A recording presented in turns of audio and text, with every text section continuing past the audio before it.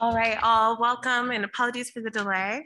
I am hopeful things are working and we are working to get them working. We have one of our authors joining us virtually, so I'm trying to make sure they can hear us and know that we're here. While also, I'm not the most tech savvy person in the world, so acknowledging that. But my name is Laura Simon. I'm a faculty member at Mercer University in Macon, Georgia. And so I'm glad to be here today and to moderate this wonderful book panel. So I will just start with some author introductions for our scholars that have joined us, both in person and on Zoom, who eventually we'll all be together in this hybrid world that we live in. So first I will begin, kind of go the furthest away from me. I'm gonna, hold on, mute my laptop. I can hear myself talking back. Okay, there we go. So first we have Melanie Heath. She's Associate Professor of Sociology at McMaster University. She's the author of One Marriage Under God, The Campaign to Promote Marriage in America, and Forbidden Intimacies, Polygamies at the Limits of Western Tolerance. Forthcoming in 2023, which is exciting. She is president of the Research Committee on Women, Gender, and Society, International Sociological Association, and co-president-elect of Sociologists for Women in Society. So we're very glad to have Melanie with us. And next up, we have Josephine Beoku-Betts, a professor of women, gender, and sexuality studies and sociology at Florida Atlantic University. And I believe we spent some time in the Atlanta airport together, though I did not realize it until I got here. I think we were just a couple seats away from each other. That's part of your bio now. So, she is editor with Akosuah, Adomako, Ofo, and I apologize if I did not do that name justice, of producing inclusive feminist knowledge, positionalities, and discourses in the global South, and editor with Redline A. McCormack, Hale, War, Women, and Post-Conflict Empowerment, Lessons from Sierra Leone. She is past president of the Sociologists for Women in Society and past co-president of the Research Committee on Women, Gender, and Society and International Sociological Association. And they are here with us today to talk about their wonderful book, Global Feminist Autoethnographies During COVID-19, Displacements and Disruptions, along with their fellow scholars, Akosuah K. Darkwah and Bandana Purkayastha. Thank you. I really practiced this and then the tech things. Well, here we are. Next, I will introduce Jessie Daniels. Jessie is a faculty associate at the Harvard Berkman Klein Center and a professor of sociology at Hunter College and affiliate faculty in Africana Studies, Critical Social Psychology, and Sociology at the Graduate Center CUNY. Daniels is an internationally recognized expert on internet manifestations of racism, and in that capacity has presented work at the UN in Geneva, Switzerland. For more than 25 years, she has studied race and racism in various forms of media. And she is here to talk to us about her latest book, Nice White Ladies, The Truth About White Supremacy, Our Role in It, and How We Can Help Dismantle It, a project that tries to understand what's behind the quote unquote Karen phenomenon, and so much more about white women's role in the current political landscape. So we're excited to have Jessie Daniels here with us today. And our final author who is joining us via Zoom to discuss their book, Indian Sexual Politics in the Global AIDS Crisis at Risk, is Gowri Vijayakumar, and I do apologize. Please correct me if your name pronunciation was wrong. I emailed you, but we were playing lots of email tag to my author with us on Zoom. They are an assistant professor of sociology and women's gender and sexuality studies at Brandeis University, affiliated with South Asian studies. Her research and teaching uses feminist and transnational perspectives to illuminate the trajectories of social movements, the everyday life of the state, and the political economy of globalization. She is the author of the book she's discussing with us today, At Risk, and co-editor of Sociology of South Asia, Post-Colonial Legacies, Global Imaginaries, and her articles have appeared or are forthcoming in Social Problems, Qualitative Sociology, Gender and Society, Global Labor Journal, World Development Science, and Contemporary South Asia. She has also worked in producing an autobiography, A Small Step in a Long Journey, which is forthcoming. So we are so pleased to have these astounding authors with us today, which is why I'm so apologetic about the delay in getting this started and getting this moving. But to begin, I'm just going to have each of the authors introduce their work and tell you a little bit more about the book that they are discussing today. And I'll go ahead and just start with Jessie, if you would.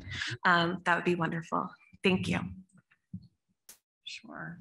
How's everybody doing? Thanks so much for being here. It's a real pleasure to be with you all today, and so nice to be at least partly in person and not talking to you through squares.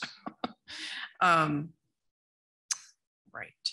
So I just want to begin by saying that the book is really about our protection as white women. And I think that's a conversation that should belong to more than just white women. There are lots of people in society who have something to say about that.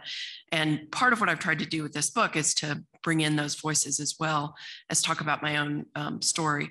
So the opening line in the book is, "Nice white ladies and our protection are fundamental to American culture, and it's destroying all of us."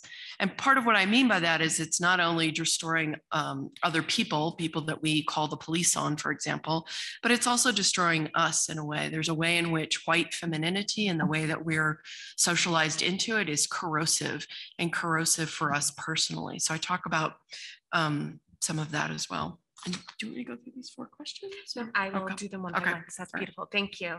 And I will turn it over to Melanie or Josephine, whoever wants to introduce you. So this book is really a global reflection of our experiences, our lives as sociologists during the COVID pandemic, and how we were able to address these challenges, what sort of experiences we had in terms of the workplace, in terms of work-life balance with our families or teaching online. But we wanted to capture all of this because we saw it as a witness to living history as we struggled to navigate the COVID pandemic.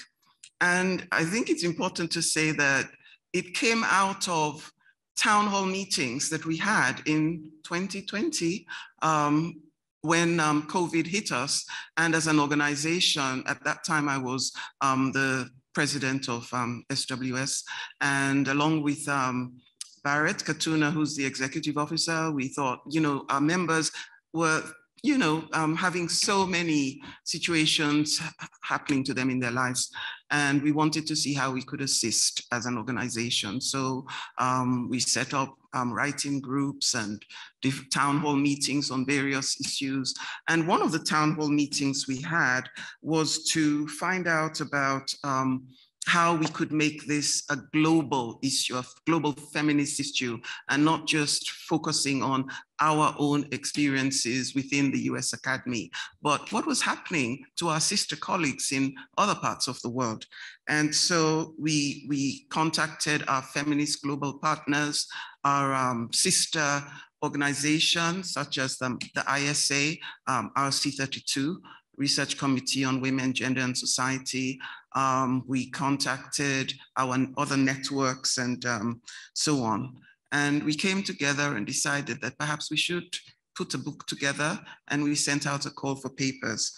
So the purpose of the book really was to document our experiences, our challenges, our ways of coping, and our collaborations and humanitarian efforts that we were engaged in despite the struggles we were going through in our own various contexts. And we thought about it, and this will be talked about later, but in terms of how would we look at this thematically in terms of distress, disruption, displacement of our lives.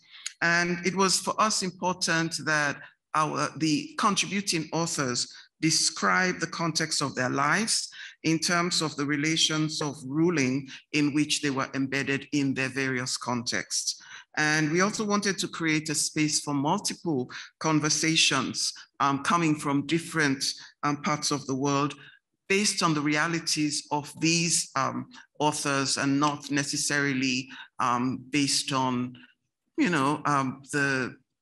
I would say, West-centric ways of looking at things, knowledge production. We wanted them to speak with their own voices about their own truth. And so this is how the book emerged. So in a way, I would say that SWS is very much part of this book. Wonderful. And if we can cue up our author at home to do a little bit more about their book, that'd be great. Hi, everyone. Can you hear me? We can. Hello. Okay, great.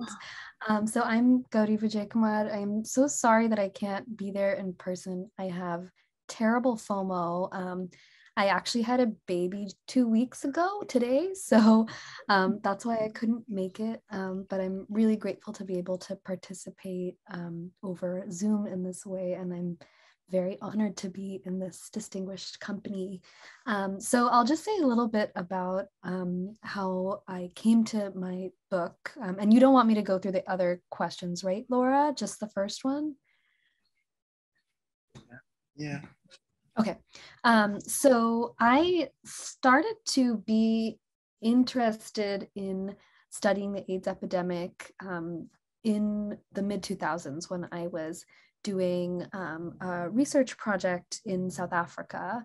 And I didn't go back to that topic until I was beginning my dissertation, which was in around 2010, when I started to kind of go back to some of my mentors and collaborators in South Africa and start to explore dissertation topics.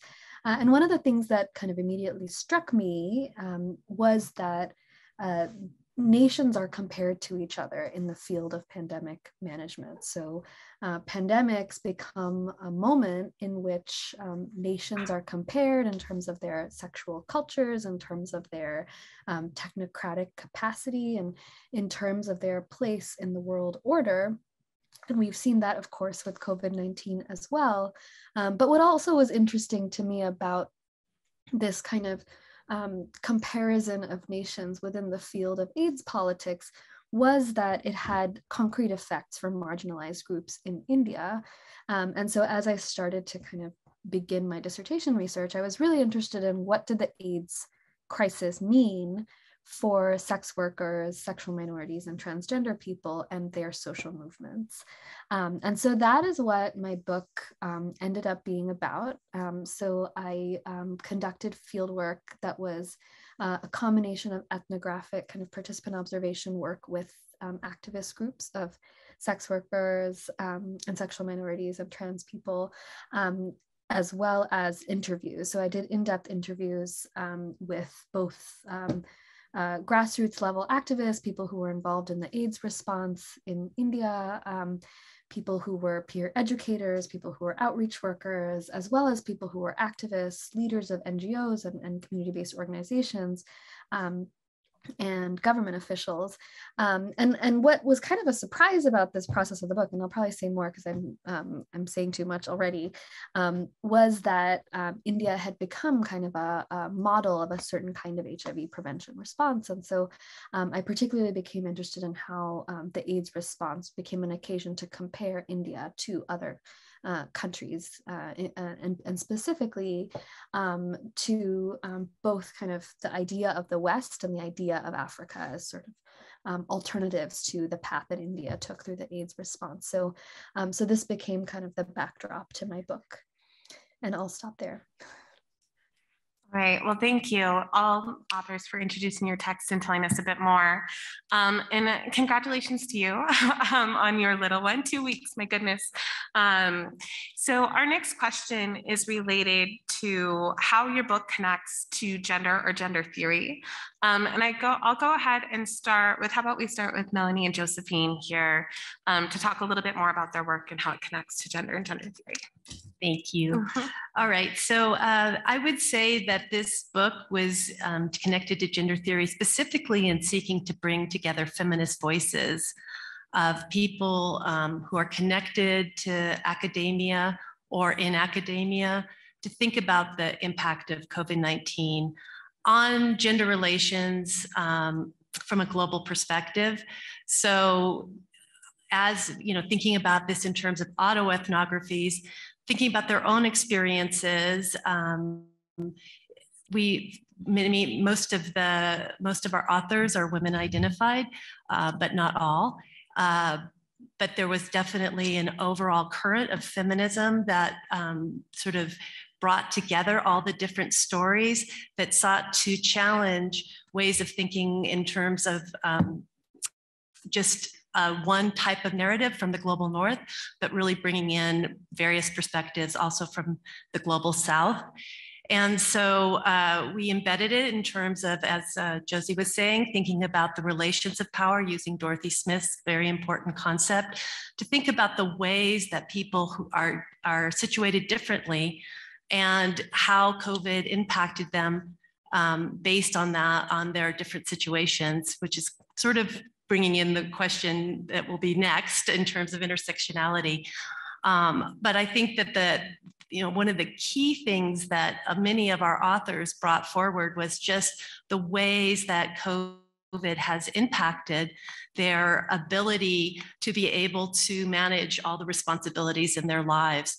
And so there's that sort of shrinking of time and space overall that blurs the boundaries between home and work that came out in different contexts in different parts of the globe in different ways, but was one of the dominant ways I think that gender was really important in the narratives that we have. And then I think also each of the authors also drew on gender theories themselves to think about how that impacted their own experiences of COVID-19. So there's a lot of various individual stories that are a part of this book that talk about gender theory in their own ways. But I would say that the overall goal was to seek diverse voices from a feminist perspective. I would just add that I forgot to say that we had authors from Australia, Finland, India, South Africa, Ghana, Canada, the United States, Norway, and England. India. In India, I mean. You said that, okay, in yes, Nepal. right. Yeah, Nepal. And Nepal, right, yeah, and Taiwan, yeah. But also to just say that when they talked about gender theories, it wasn't just the gender theories that we are acquainted with, but that from other parts of the global south or other parts of the world, they tried to bring their own understandings of that to and analyze their findings, their experiences. So. All right, thank you. And Jessie, we'll go ahead and go to you next. Oh. And just connecting to gender and gender theory in your work. Yeah, sure. One of the things I've spent there's a whole chapter on white feminism in the book. And in that I talk about different kinds of feminism. And one of those, the three different kinds are vagina feminism, carceral feminism, and corporate feminism. And in all of those, I'm really critiquing the kind of gender and women's studies that I learned about when I was in graduate school, which in some ways is a gender-only feminism. The first gender and women's studies class I took in graduate school was in, I believe, in the fall of 1986. And a lot's happened since then, but one of the things that professor did was at the last week of her syllabus, she said she changed it every term. And that last week, she always put in what she called new frontiers, whatever was the cutting edge in gender theory at the time. And when I took the class, the week 15 was about the intersections of race, gender, and class. And that, in many ways, launched my career as a sociologist, thinking about those intersections. And I went on and studied with Patricia Hill Collins after that. But part of what I'm trying to do in this book is really subvert and interrogate the kinds of gender and women's studies story that I got told, which was what I call a gender-only story. I just met a friend over coffee recently, and she was saying she identifies as a white woman, she's cisgender, and she says, well, I just don't get it, because when I show up in a room, I'm only thinking about the fact that I'm a woman in that space. And I said, yeah, I think that's part of what I'm trying to interrogate in this book, is thinking about ourselves, especially those of us who are raised to be white and believe ourselves to be femme, to only see the world through that gender only lens. And that I argue, ultimately leads to a kind of a version of feminism that maps easily onto white supremacy. So I'm really trying to get us to move forward in this intersectional conversation and re-examine some of the ways that we've learned and that we teach gender and women's studies from a gender-only perspective. All right, thank you so much. And that will take us to our author at home. And again, if you can share more about gender and gender theory in your work. Thank you. Yeah, I love this question. So I think when I started to do fieldwork for my book, I was really immersed in literature in transnational feminist theory that was engaged in sort of questions of how feminist politics could articulate itself in the context of global inequality, and particularly the role of kind of donors in the global north who sort of have a disproportionate or sort of coercive influence on the shape that feminist politics in the global south can take, and you know, this kind of idea that a link to sort of Jessie's work on a gender-only lens, right, as its limitations being imposed on feminist politics that may have other concerns. And so I was really interested in sort of reading accounts that showed a more complicated picture, like Millie Thayer's work on transnational feminism, which kind of shows that it's not so simple, that it's not this binary relationship between the global north and the global south, and that feminists in the global south are able to kind of redirect resources and leverage their grassroots politics in ways that can sometimes subvert the, never completely, but sometimes partly subvert the sort of goals of global donors or northern sort of articulations of feminism.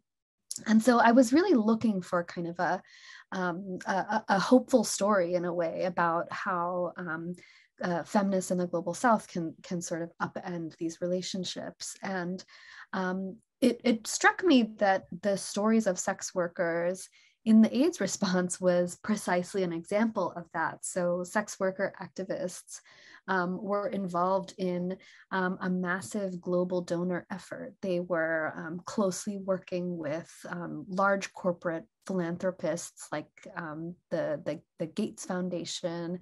They were working with the UN, with UNFPA, with the Global Fund, with the WHO. They were kind of part of this global field of AIDS funding that had a very specific kind of set of goals, quantitative metrics, a very medical approach to HIV prevention.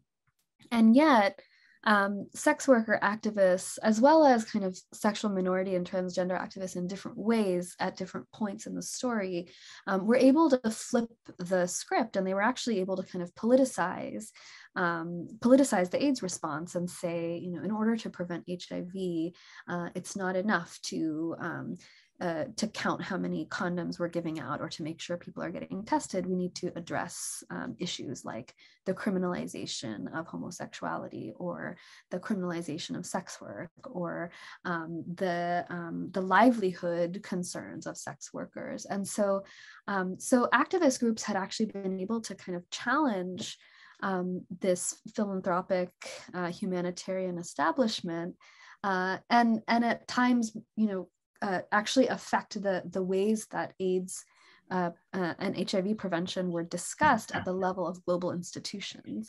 And so to me, this was, you know, what was really exciting and intriguing about this case was that it showed an example of transnational feminism as not just kind of a global north kind of imposition on the global south, but a terrain of struggle on which the groups I was talking with were able to change the terms of the debate.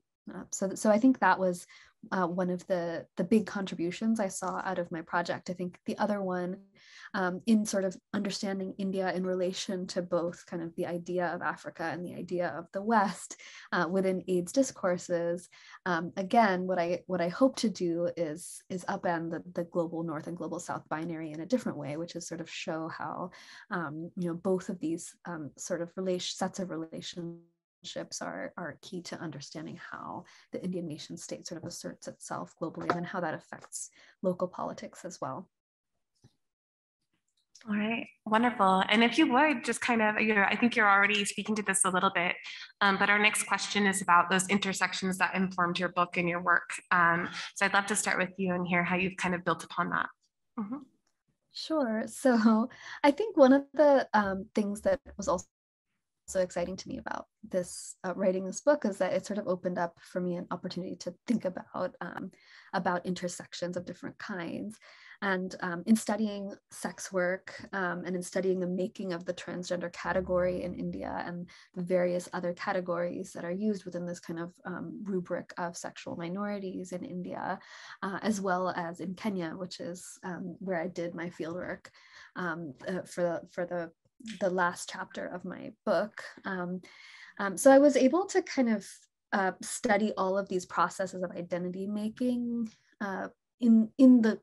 within the terrain of AIDS politics. So people were constantly talking about the intersections of different categories. Sex workers, live at the intersections of class and caste and gender and sexuality, and they live kind of the contradictions of capitalism. So their lives gave me the opportunity to think about kind of reproductive labor within the context of a liberalizing kind of globalizing city where I was doing field work.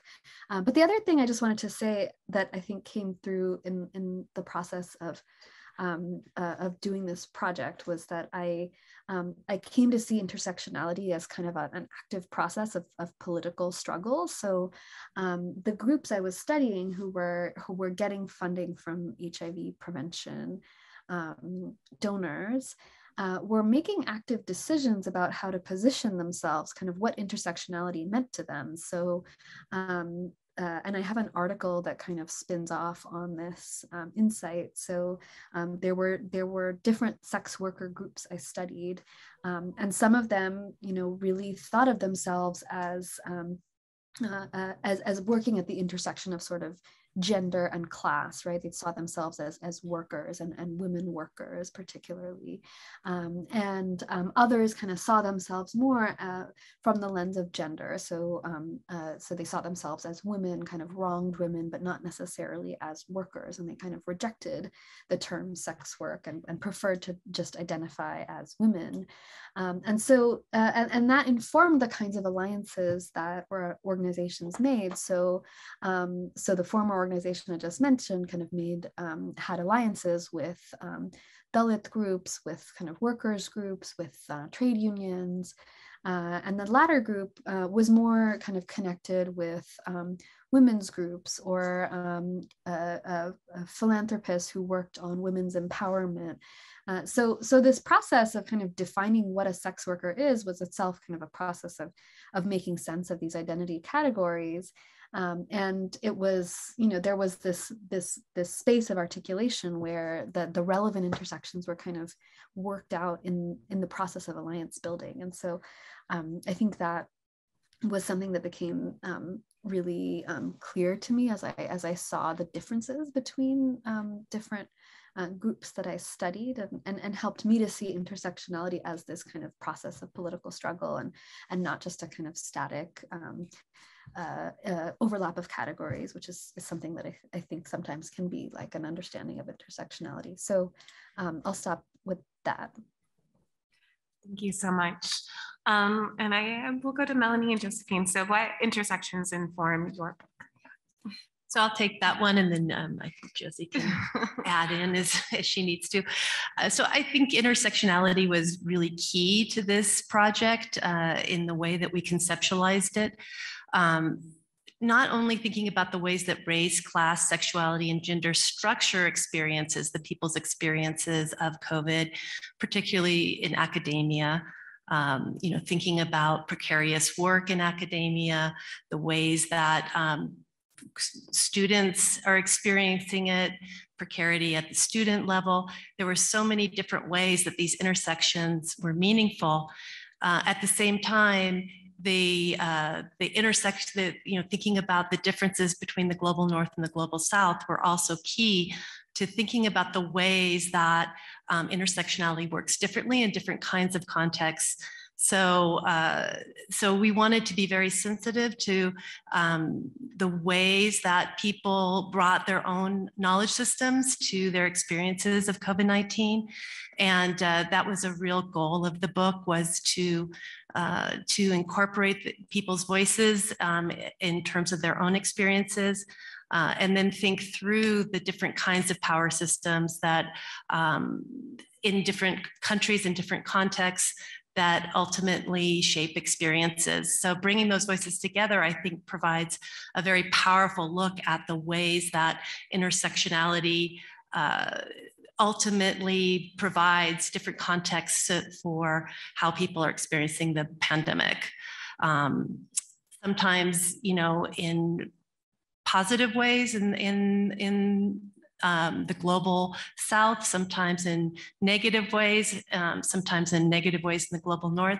And I think of one author, Dr. Aduku, that talked about from Ghana that she had experienced some challenges, and her students had experienced challenges in terms of connectivity. I mean, that was one of the main problems, especially for students in rural parts of Ghana that were, trying to connect to classes. But at the same time, there were many opportunities to learn new apps. They were able to overcome many of these challenges. And at the same time, they were able to bring in speakers and get to think about concepts in ways that wouldn't have been possible before the pandemic. So there's kinds of stories that come out that are really important to thinking about how different kinds of intersectionalities work in different cultural contexts. Thank you. Yeah, and Jessie, I'm talking more about intersections in your work. Sure. Part of what inspired the Nice White Ladies book really was what I thought was a gap, what we as sociologists would identify as a gap in the literature. And there weren't, I didn't think, enough people who were raised as white to believe themselves as white really interrogating that part of intersectionality. Intersectionality in some ways has become associated with only with minoritized or racialized women's experience. And I think that to be truly intersectional, we also have to be self-reflexive about our own experiences as well, and the way that intersectionality shapes that. So that's part of what I tried to do in telling some parts of my own story in Nice White Ladies, was to talk about my own location, my own positionality, my own situatedness at several different intersections. And for me, that means having been raised white in South Texas just after the end of Jim Crow and right at the start of the women's movement. For me, it meant someone who grew up being raised with the assumptions of heterosexuality, but came out as queer when I was around 28. For me, it's about a very unusual, and maybe not in the American context, class background, in which my father was sort of more middle class, though had a very tenuous hold on middle class status, and my mother was from a very poor and working poor background, and educationally as well. My mother never graduated high school. My father graduated high school and did some college, but never graduated. So I say all that to say that, and also as someone who identifies as cisgender, I'm also trying to trouble that gender binary as well. So for me, those kinds of intersections about when and where I grew up and about what shaped my identity was also a way, a sort of lens into thinking about other people who share my identity in some ways and don't in other ways. But it was also a way for me to talk about the family. Part of what I consider now a blessing and a unique aspect of when I came out was that when I came out as queer, that meant a certain disavowal of the nuclear family. That's gone away now with a sort of assimilation is pushed towards gay marriage and reproduction in that particular way. But for me, identifying as queer in the time and place that I did meant that I was no longer interested in recreating a nuclear family, and I was no longer interested in upholding the reputation of the nuclear family that I had come from. And so, and that really harkens back to a much earlier sort of socialist feminist stance on the family, which is critical of the family. And so part of what I'm doing in Nice White Ladies is also reintroducing that critique, both of the kind of born that way orthodoxy that we've come to adopt in the gay community, and the kind of embrace of the nuclear family as somehow an institution worth saving. So I'll just stop there. Great. I'm going to ask you to continue a little bit more, though. Yeah. Our next question is, how did feminist praxis inform your approach to the project? So you tapped into that a little bit, but I'd love to hear more, and we'll start with you on that one. Yeah. So, I mean, in some ways, I gave a talk one time at an institution I won't name here, but when I got done with my talk, I referenced the work of Audre Lorde and Adrienne Rich, and sort of as a way to sort of reclaim another moment in feminist, radical lesbian feminist thinking. And one of the people, a very esteemed scholar that you would probably all know, stood up at the end and said, well, Jessie, I appreciate your remarks, but that doesn't take us forward, that takes us backward. And I just have to, continue to respectfully disagree that I don't think Audre Lorde and Adrienne Rich take us backward, but they take us to a different kind of possibility in feminist thinking, which is about, in part, the power that we have as women is part of what I read in their work, and also the way that that a particular kind of set of relationships and a relationship to heteronormativity binds us as women to a more restricted existence. And so I don't see those thinkers as taking us backwards. I see it as taking us forward. And so for me, queerness and queer sexuality is part of feminist practice, not in that 1980s way of feminism is the theory and lesbianism is the practice. I don't mean that, but I mean in terms of the possibilities of thinking beyond the heteronormative nuclear family, I think is really part of the critique that we need, and part of the critique that I see on offer in some ways out of the pandemic. We've been talking about that with a couple of the other books, and I think that there was an image, and you may all remember this from the New York Times, where there's it's kind of a natural split screen where it's a house and a woman is in the bathroom with the toddler helping with potty training, and the husband is on the right side of the split screen, working away in his office, undeterred, undisturbed by the potty training that's going on right next door. And I think in some ways that's kind of the quintessence of the bargain that we settle for as cisgender straight white women sometimes, is that kind of second shift and all that sort of stuff. It's baked in really to heteronormative relationships. And with each crisis, we get a chance to rethink those set of relationships. Thank you very much. And Josephine and Melanie, talking a bit more about feminist praxis in your work. Yeah. Yes. When I think about feminist praxis, I think about collaboration. I think about being representative of all voices in whatever particular debates we were engaged in. I think about it's the whole project was really feminist praxis, in the sense that we certainly wanted, people were writing about their own self-reflection on their own lives and how social structures and conditions and processes governing their lives impacted them at this particular time.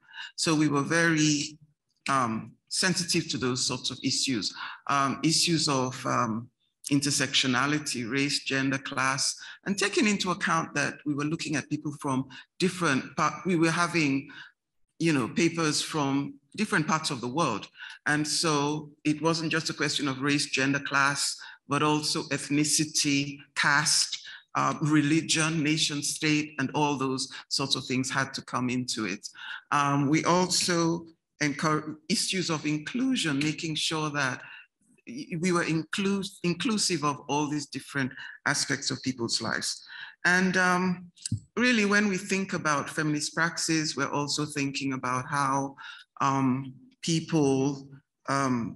we produce knowledge, and how we are conversant with the different ways in which people produce knowledge in their particular contexts. And in this particular case, we were looking especially at the Global South, how knowledge has been produced and received in the context of the Global South. And we wanted it to be looked at in a very different way from the perspective and from the voices of our authors coming from different parts of the world, especially the Global South.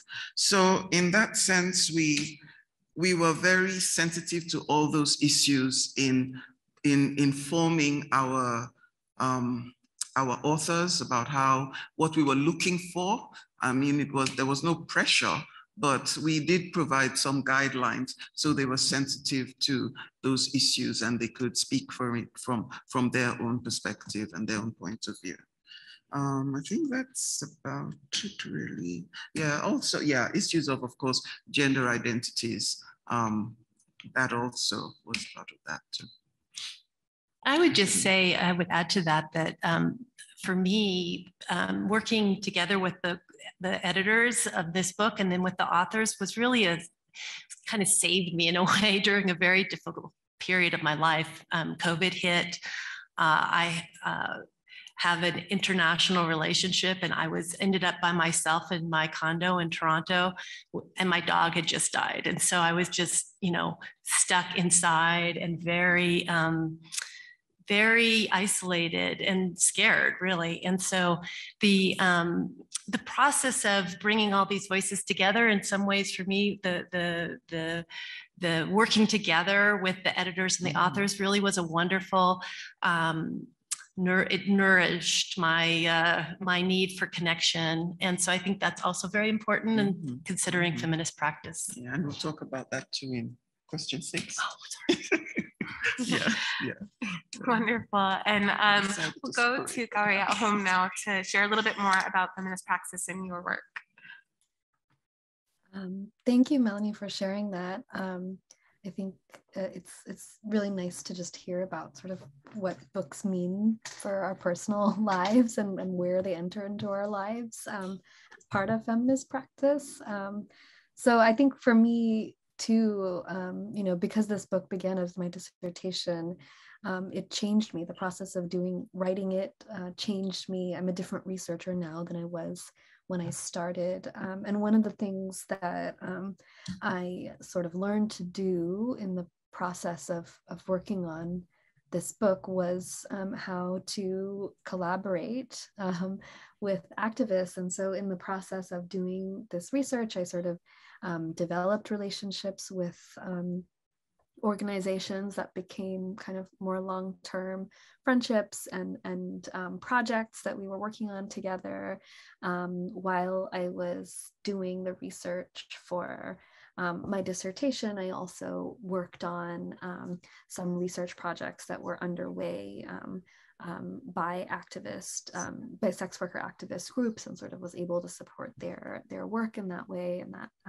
really sort of gave me an opportunity to learn what that could look like. And then I continued to do it after this book was done. And one example of that is the autobiography project that Laura mentioned at the beginning. But in addition to that, I've worked with another organization called the Solidarity Foundation on a few different projects, and one recently sort of about sex work and aging and what it means to grow old as a sex worker. And so these collaborations kind of developed and informed my process. I think the other thing I'll say in terms of more of a theoretical approach, sort of the structure of the book, I think I could have written a book that was, about the state and global institutions and global fields and global health in a way that didn't really draw on ethnography and interviews with working class and poor sex workers and sexual minorities and trans people. But I really worked to make sure that their voices were kind of at the core of the book. And so that to me meant, drawing on their insights on global institutions and sort of paying attention to the impact of global institutions on people's lives, and also the places where global institutions didn't matter to their lives, where there were other things, kind of more immediate forms of violence, more immediate forms of care and solidarity that mattered more in the context of everyday life than sort of the Gates Foundation or the other global institutions that I was interested in studying. And so I really worked to kind of center the stories of people in the book. I also worked to think critically about how I cited the work of other scholars and activists. So I worked to make sure that in building my theoretical framework, I was citing scholars from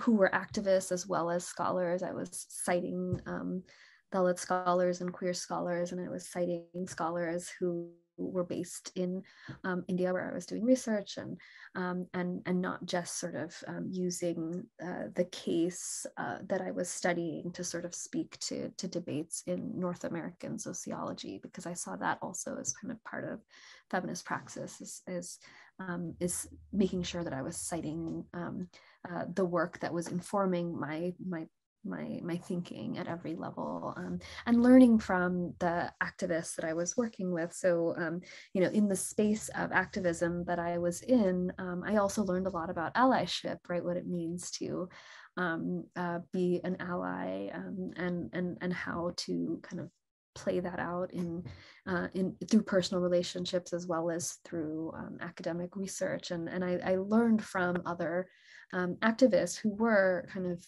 really critical and self-aware allies, and who had thought about what that meant. And so that informed the way that I went about my research. And I think I learned a lot. So in the beginning, I wasn't so good at this, and I think I'm still learning, but this is something that sort of helped me work on the book and learning from it for me.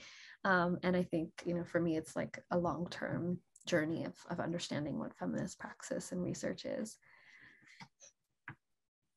All right, thank you so much. The next questions we have, I'm going to go ahead and open it to my authors to go in the order of your choosing. And if the question inspires you, please answer, but just kind of speak broadly. So the first question is, tell us about some decisions you had to make regarding methods. And did your lens as a feminist sociologist guide any of these decisions? So whoever would like to begin, Ray. Oh, thank you. Yeah. So I think we've, Josie touched a little bit on this in her comments around feminist practice, but I think one of the major decisions for us was trying to think through how when we gave our call, we gave it for autoethnographies. Now, in the global north, we understand that there's a tradition of knowledge production of what a global ethnography is. But because we were looking to bring in voices from all parts of the world from a global perspective, there were different ways of understanding and bringing in their knowledge and narratives and storytellings. And so we wanted to make sure to be inclusive of those voices and not try to dictate how those stories were told overall. And so we had to make some very important decisions around allowing the stories to be told in the ways that people who were bringing those stories to us viewed them as important. And so in some ways, I think the book, it's called Autoethnographies, but they're really about these global narratives of experiences of disruption, of displacement, of being, of ultimately being stress and trauma that took place because of the pandemic. And so bringing together and understanding in some ways a focus on decolonizing our own knowledge systems to say, okay, so we've asked for these autoethnographies, but at the same time, there's different understandings of how to bring stories to the foreground. Did you want to speak? Yeah. Okay. Gowri, did you want to say anything about your methods? Sure. Yeah, I'll just mention a couple of things. I think one of the ways that feminist sociology guided my decisions was in thinking about the connectedness of knowledge, just kind of jumping off on those last comments. I initially had approached my research relationships in a way that I tried to be sort of more distant from people I was speaking with and sort of maintain distance from specific organizations I was working with as well. And over time, that sort of fell away as I kind of became an active participant in my field sites. But one thing that I think was really helpful for me actually was, toward the very end of the book writing process, to actually kind of go back to some of the activists I had interviewed and show them parts of the book where I had written about them or their organizations and ask them what they thought about it. And that was really helpful for me in sort of getting a sense of how well I was representing them and their ideas and insights, and helped me feel more confident in the work that I had done, and helped me think about the knowledge production process as connected and collaborative. So that was one kind of practical thing. The other, another complicated decision, and there's so many, but these are just a couple, was, how to navigate my own privilege in the field. And, I always carry caste and class privilege. And in particular, in the spaces I was in, people always sort of saw me within that context, and there was no way to get around it. And, I wanted to sort of be honest and accountable. And one way that came up was that sometimes people would ask me for support, and still do. So I am still in touch with people who ask me for support of different kinds, to draw on networks, or to send money, or to help with specific things. And so this is something that, I struggled with and ultimately decided to do, but in a way that sort of built organizational capacity. So to sort of like support organizations, to build relationships with organizations that were supporting individuals. So I wasn't creating kind of like an individual relationship of that felt like a kind of charitable relationship, but that I was actually sort of contributing to collective efforts. But this was a difficult decision to navigate in the field, and again, one that I still navigate now. So yeah, those are just a couple of things that come to mind. Thank you very much. Yeah, go ahead. Yeah, Nice White Ladies is not a traditional research monograph in many ways. So I think of the method slightly differently. I think about the method in terms of the writing and in terms of the citational practices.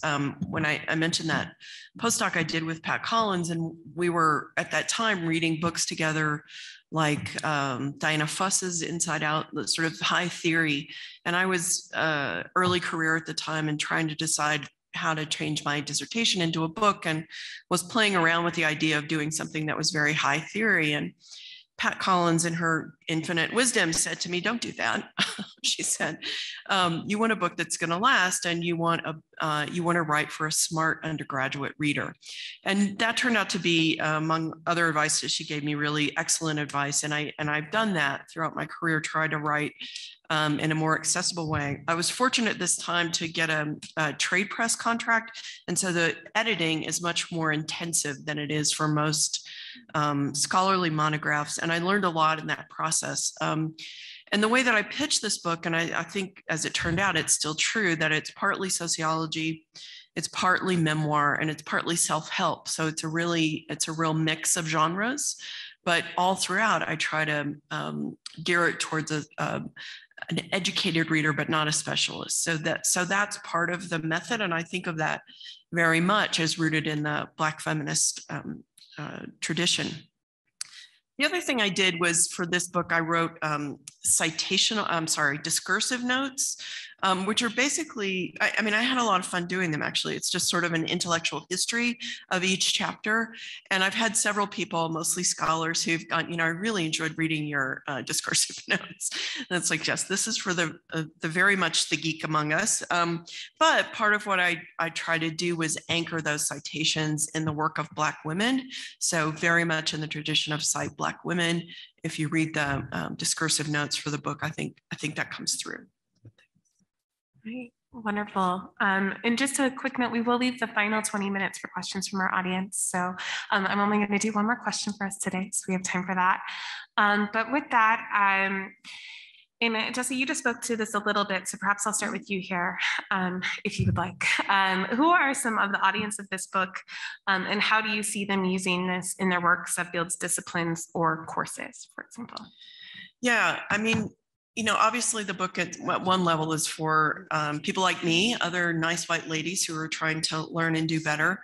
But the book really has a much wider audience than that. It's really for anyone that teaches gender and women's studies or sexuality or family, any of those kinds of courses. I think it will be really valuable for them. And I have to say that one of the most unexpected audiences that I've gotten from in getting response to the book has been children who may identify as biracial who've been raised by white mothers.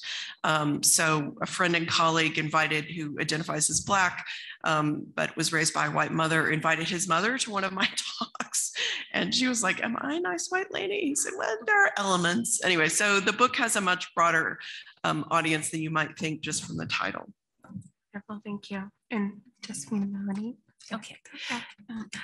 Yeah, so I think this book is, you know, we hoped that it would be beneficial to scholars who are interested in, you know, global responses to the pandemic, people interested in the experiences of the pandemic in general across countries.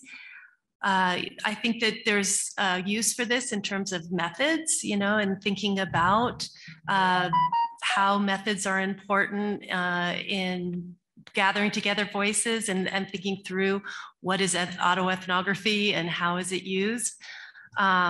Could bring up some interesting discussions. So I hope that this book will have an impact in terms of, you know, bringing current discussions around where we're at this point in terms of the pandemic and then the future and discussions in classrooms, sociology, interdisciplinary types of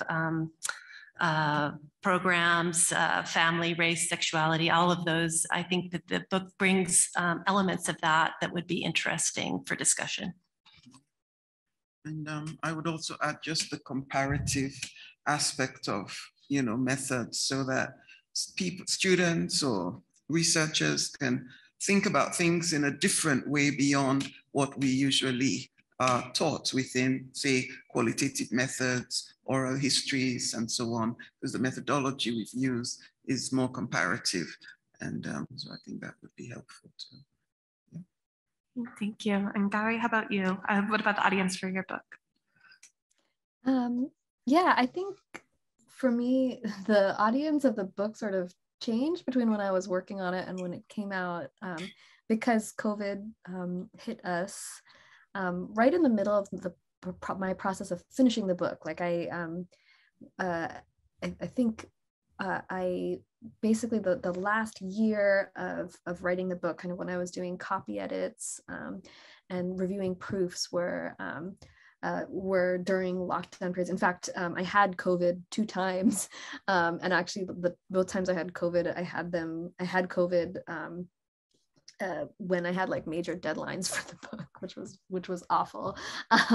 But also, you know, what it meant was that, you know, when I started the book, I really, for me, it seemed like studying AIDS was vital and important and sort of gave us insight into how global institutions work and how they affect grassroots activism and feminist activism and queer activism. And but other people didn't see it that way, and it sort of reflects the ebb and flow of crisis mentalities, that crises kind of come about and then they end, and when they end, nobody really wants to pay attention to them anymore. And when I started my dissertation, people thought that AIDS was over and it wasn't really worth studying anymore. And so, I really had to make the case for how AIDS was an interesting sort of way into understanding, the way the state works, or the way crisis works, or sexual politics. And so all of those things, are inform the audience of the book. So, the audience of the book, I think, could be, sociologists of the state who want to understand how states engage both in global arenas and with local level activists, and scholars who are interested in sexual politics in India or in the global South more generally, or sort of in the relationships between sexual politics in India and in Kenya. And I, because I'm also engaged in sort of South Asian studies spaces, what does it mean to study India within this global context in relation to other countries and contexts. But, after the book came out, what I found was that, people were interested in it because it was about a pandemic, which wasn't how I had started writing the book. And so, I started to include more, and, especially the conclusion about, what it meant to be writing this book, finishing this book in the midst of COVID-19. And now I've seen, people are interested in the book from a global health perspective, or because they want to kind of think about what might be the long-term sort of political after lives of COVID-19. And so so that's sort of a newer audience for me, but of course is baked into the context of the book. So yeah, I'll stop there. All right, thank you so much. So before I open it up to questions in the room, and if you're joining us via Zoom, I think I can see questions in the chat, so try to drop them there and I'll do my best to manage those. But for my authors, before we transition to Q&A, do any of you have any final thoughts? Anything we didn't get to that you want to make sure our listeners or attendees hear? Sorry. Just any final thoughts? You don't have to. Just making sure you were able to say everything you wanted to say in case we didn't get to something that you really wanted us to know. Yeah, I actually would like, because you had a question around there's a question you had. There's questions, yeah. I wasn't able to get to all of them. Yes, it due was to time, the one, writing a book can be exciting and challenging process, and what practices helped you get through the book. I thought that was a really good question. Yes, it linked in some ways with question 4. And I would say that it was truly a feminist collaborative team that I worked with. And I think we've all 4 become good friends. We were already friends, but really good friends, because we just went through so much together trying to get through this in a limited space of time. I think the whole question of time frame, because we knew COVID would be coming to an end at some point, and we wanted to get everything in within that time frame. And so it was a very intensive process.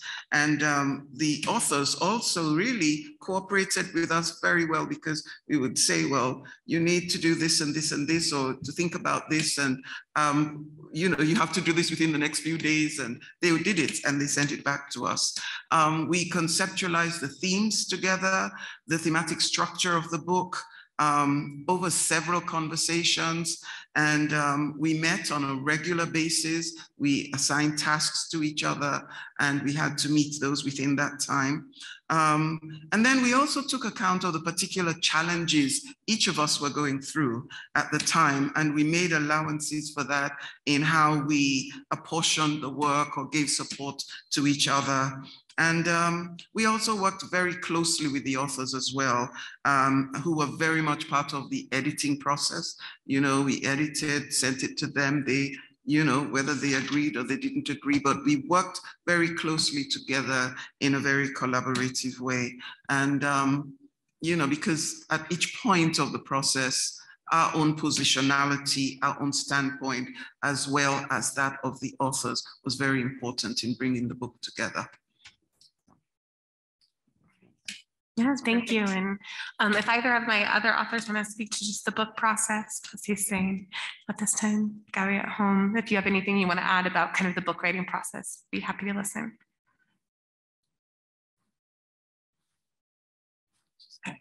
Yeah. I guess I could say something. Sorry, can you hear me? We can, yeah. Oh, okay.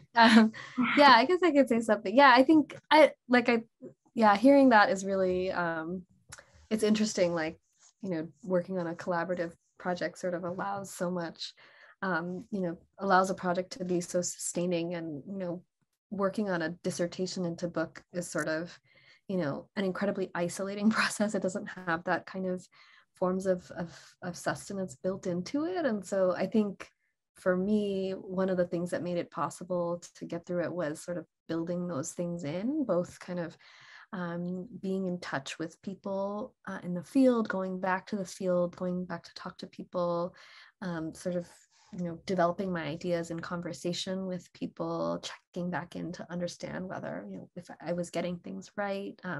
Also helped me to sort of remember that there were stakes to what I was doing, and that it wasn't just this, project in a vacuum, which it often felt like, especially when I was so far away, sitting in the US, kind of writing this book about AIDS politics in India.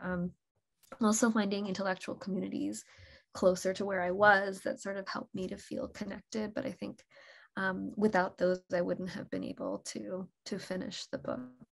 So for me, those were really important. All right, thank you so much. And with that, we will open it up to our Q&A. So if you're here with us in the audience, have any questions? Can I move this mic? Can I walk with it? Or yeah, maybe. We'll see. Yep. Okay, we got it. Very brave. So if you have a question, you want to come up, I'll share the mic with you. I want to make sure everyone can hear. Yeah. So this is great. Thank you so much. My question is kind of for Jessie, but I'm gonna try to make it broad. So I really liked your critique of gender-only feminism, and it's actually really gonna help me frame a paper that I'm working on right now, so thank you. I guess my question is, excuse me, whether you perceive there to be space for a racialized feminisms that not only center different issues than mainstream feminism, but also in some ways run counter to a lot of the sort of value systems that mainstream feminism espouses. And so I ask this because my work is on Black professionals.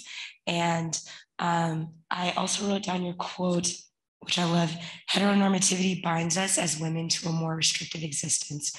And so what I've sort of been thinking through is like the women that I study really value, I guess what we would traditionally consider like patriarchal values in their relationships and their marriages, and sort of hold it as a prerequisite for marriageability. And so I've been struggling to frame this because, like you were saying, all of the gender studies classes that I've taken, all of my comp studies, everything is like, it problematizes everything that they value. And so trying to stay true to not only my own positionality, but also to their values. Right. I don't want to write about them in ways that are like destructive, So yeah, that's my question. Yeah, that's a great set of questions. And I think that it is important that we find ways to center other kinds of feminism and other kinds of women's experiences. I think that's super important. And I also think that we have to start learning to see whiteness in a particular way. Of course, Du Bois, writing in 1920, right, names whiteness and says it's a very modern thing, right? So those who are raised outside of that boundary of whiteness are very practiced at seeing it. But those of us who are in it can't see it quite as well and need to learn to see it and articulate it as part of what's shaping our other values, right? So there are all these ways that the kind of feminism, the kind of gender-only feminism I'm talking about shapes the way that we see all these other relationships as well, right?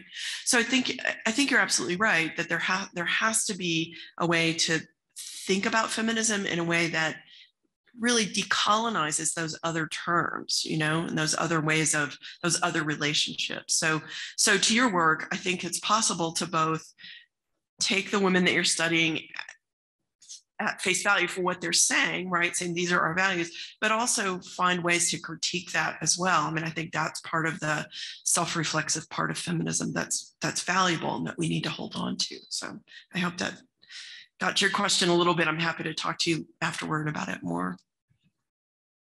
Great. Wonderful, thank you. I guess if any of our other authors want to chime in, please feel free. I don't want to move on too quick. Hearing none. Anyone else from the audience have a question? I actually left my Zoom post, so I'll make sure there's no questions in the chat. Yeah, I was gonna say, I don't see anything in the chat, but I'm not sure it's functional.